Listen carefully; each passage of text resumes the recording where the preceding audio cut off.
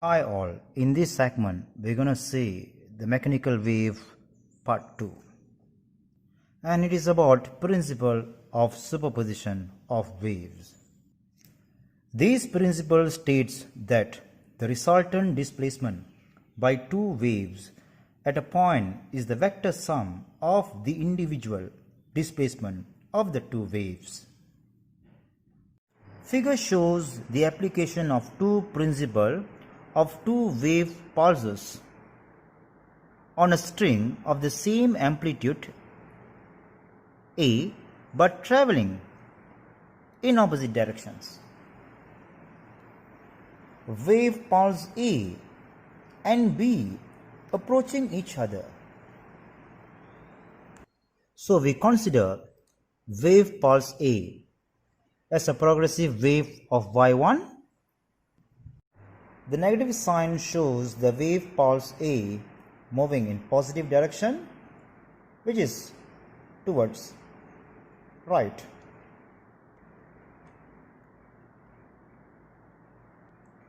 Whereas for positive sign, the wave pulse B moving in negative direction or towards left. During the superposition, the amplitude of wave pulse A and wave pulse B will added as 2A exactly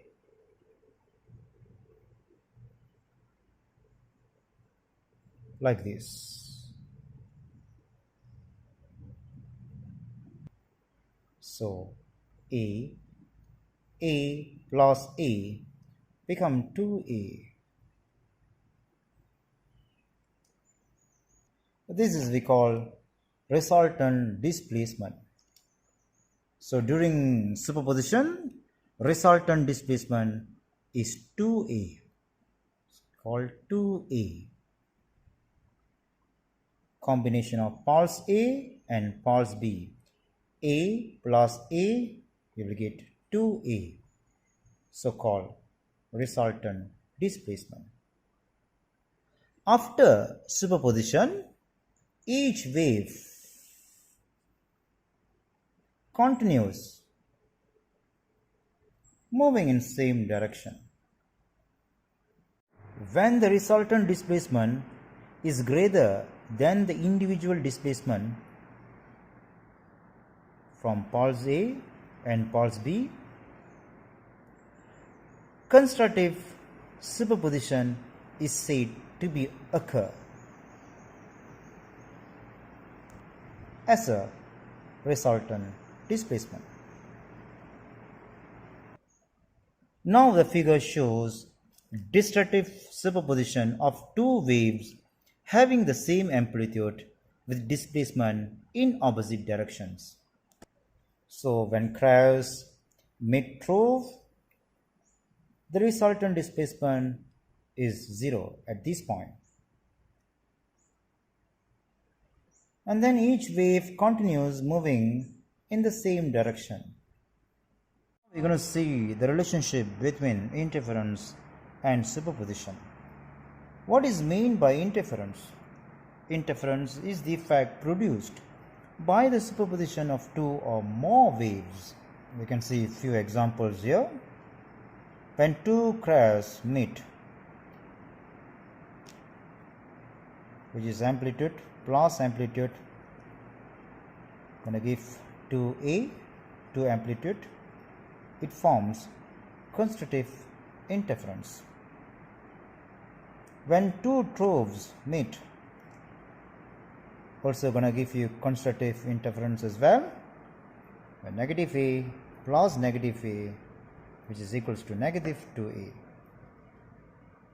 So these two are constructive interference. If cross meet trove, it's going to give you destructive interference. Where cross meet trove, you will get 0 displacement. So superposition of two or more wave going to give you the interference can be constructive interference or destructive interference. when it produces zero displacement, the wave profile doesn't move. If the wave profile doesn't move, then it forms stationary wave or standing wave. So the formation of standing wave exists from the superposition of two progressive waves of same frequency and amplitude but traveling in opposite direction.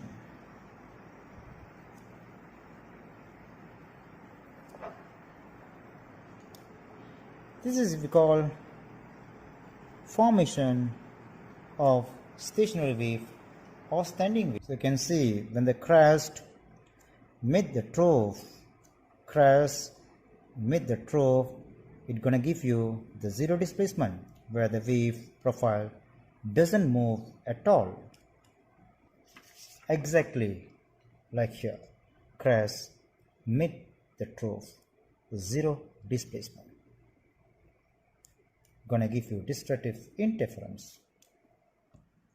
So this is note, antinote, note, antinote, and note again. Notes, antinodes, notes, antinodes, and notes.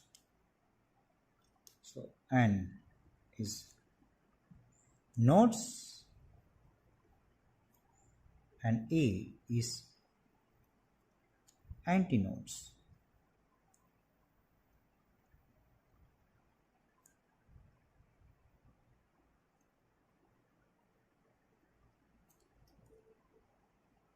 Point known as nodes are not displaced at all, whereas point known as antinode, where the amplitude is maximum, are between two nodes. I repeat again, points known as node are not displaced at all, whereas points known as antinodes, where the amplitude is maximum, are between two nodes. Points between two nodes or two successive nodes are vibrate in phase. Point between a node and an antinode have different amplitude. Distance between two successive nodes or two successive antinodes, two nodes and two antinodes, is half the wavelength or half lambda. Distance between two is half lambda. Antinodes and nodes is half lambda. What is meant by stationary wave or standing wave? A stationary wave is produced from the superposition of two progressive waves of same frequency and amplitude but traveling in opposite direction. So from two progressive waves in different direction, one is negative direction moving towards left, another one is in positive direction moving towards right.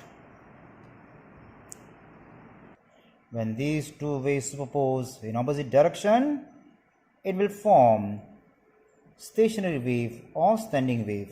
It means we have to plus progressive wave y1 plus progressive wave y2. When use the concept of trigonometry, we can expand the progressive wave of y1. We can have a look for y1. a sine omega t cos kx plus a sine kx cos omega t. We try to expand this, and we're going to do the same process from progressive equation y2, which is you're going to get the same equation but differ in the sign of negative. So when y1 plus y2, you will get the resultant displacement, so-called stationary wave or standing wave.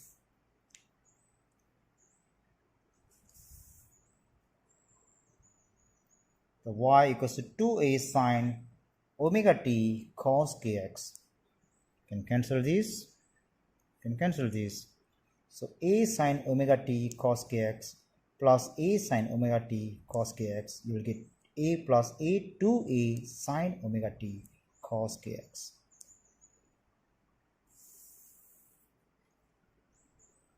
This is the standing wave equation or stationary wave equation. So these two waves will superpose to form the standing wave or stationary wave, like what I had shown before. So we can say this is y1 and this is y2. Two progressive wave of same frequency and amplitude but traveling in opposite direction to form a standing wave or stationary wave. So the standing wave equation is y equals to 2a sine omega t cos kx.